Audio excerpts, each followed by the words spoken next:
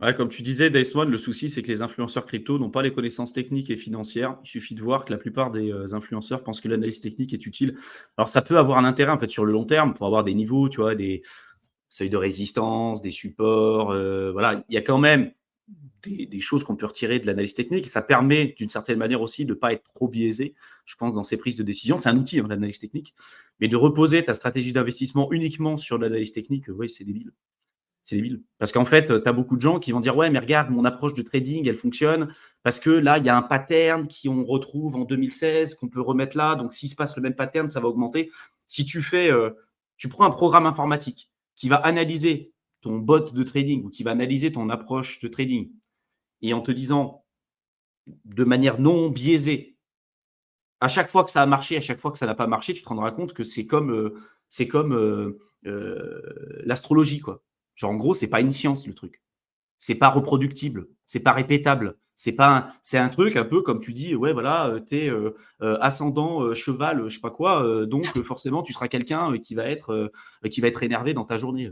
Bon, Déjà, je suis grippin ascendant toast. voilà, mais Alors, tu ne me parle vois, pas comme ça, s'il te plaît. tu vois, donc c'est un outil, mais attention, ouais. Aujourd'hui, si tu regardes parmi les gens les plus riches du monde, t'as pas un trader en fait. C'est des fondateurs de boîtes, c'est des investisseurs long terme, c'est pas des traders, c'est pas des mecs. Et en plus, ceux qui sont dans des firmes de trading, tu prends un Barclay, tu prends un JP Morgan et tout, les mecs, ils sont pas sur TradingView avec leur propre analyse technique en disant là, on est sur un bull flag, on est sur un truc. Hein. Les mecs, qui gagnent vraiment de l'argent via du trading parce que des traders professionnels aussi, ça existe. Et c'est un vrai métier, c'est une vraie profession. C'est des mecs qui gèrent des sommes qui sont importantes. Et en plus de ça, c'est des personnes qui ont perdu beaucoup d'argent avant. Hein. C'est un métier, quoi. C'est vraiment un métier. Et c'est C'est du pas, ils développement sont pas. d'algo. Ouais, C'est du développement c'est d'algo. Bah, vraiment. justement, moi, j'ai mon petit cousin qui vient de rentrer dans une firme là à Paris où il a été embauché justement pour faire du développement d'algo sur tout ce qui est analyse financière, justement pour un fonds d'investissement, pour pouvoir se placer en amont, pour sortir dans les stratégies. Ouais. Et il dit, mais il y a une transaction qui passe par jour. On n'est pas là à trader toute la journée, alors que c'est un fonds d'investissement. Après, Il ça dit, nous, les dépend. Tu as algos, des ils sont trucs, là pour arriver à. tu avais des fonds, tu sais, Parce que c'est pas un qui gros faisaient fonds, mais des mais nanosecondes, de l'ordre de la nanoseconde. Et en fait, des c'est fois, de il la fallait fibre qu'ils soient le noire. plus proche. Voilà, Non, c'est mais ça. Il fallait c'est qu'ils soient le plus justement, c'est proche sur des les fibres fibres et tout. noires et autres. Mais ce que je veux dire, c'est qu'aujourd'hui, il y a beaucoup de personnes qui travaillent, mais ils sont plutôt à développer des algos qui, eux, vont prendre les ordres que de le faire à la main Mm.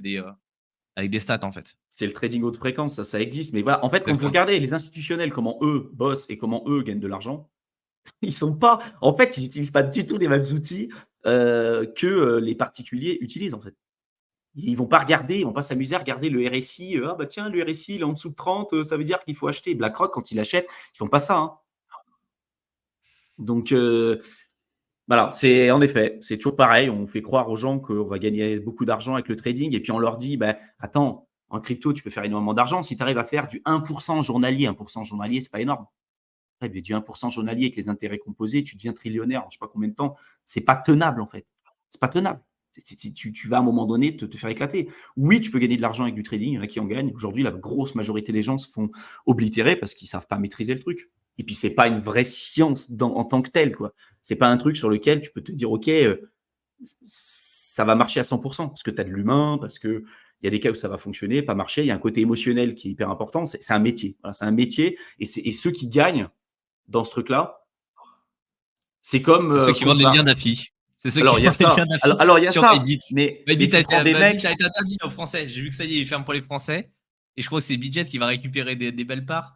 Mais voilà, mais c'est globalement ça. Quand les mecs ils vous montrent de l'analyse technique à longueur de journée en disant si, si, mais passez par mon lien et autres, c'est pour les frais de trading. C'est que les mecs ils se rémunèrent grâce à vos frais de trading en fait. Ouais, c'est ça. Ouais, Et ouais, plus vous c'est allez perdre et principalement plus ça. ils vont gagner. Hein. Mais des gars, tu vois, des instits et tout, ou vraiment des professionnels traders, parce que ça existe, hein, des gens qui ont gagné énormément d'argent via une activité de trading. C'est très rare, mais ça existe. Et c'est des gens qui ont un mental, mais je pense que vous imaginez même pas, en fait. C'est comme si vous vous compariez, vous, genre, à des gens qui sont aujourd'hui sur les Jeux Olympiques, tu vois. C'est des top performeurs. C'est un métier de top performeur. Et je pense qu'en tant que particulier, comme on fait tous à peu près partie de la moyenne, on a tous envie de penser qu'on est différent et qu'on est meilleur un peu que tout le monde. C'est pas le cas. On fait tous partie à peu près de la moyenne sur le long terme. Et c'est pas parce que vous avez réussi à faire quelque chose à un moment donné, vous serez obligé vous serez capable de le reproduire par la suite.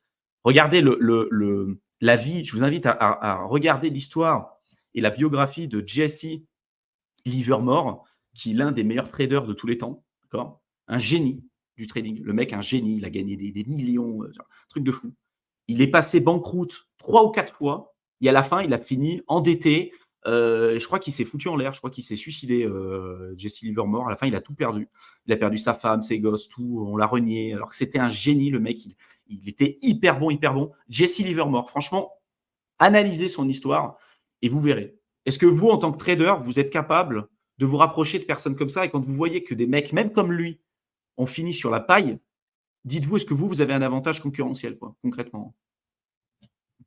Comment il On va peut-être. s'appelait le mec qui a fait perdre, je crois que c'est 4 ou 5 milliards de dollars là, il y a quelques années à une grosse banque française, à un Crédit Ah, mais Agricole ou c'était. Non, c'est la Société Générale. C'était. Société Générale. Je sais plus, c'était Crédit Agricole.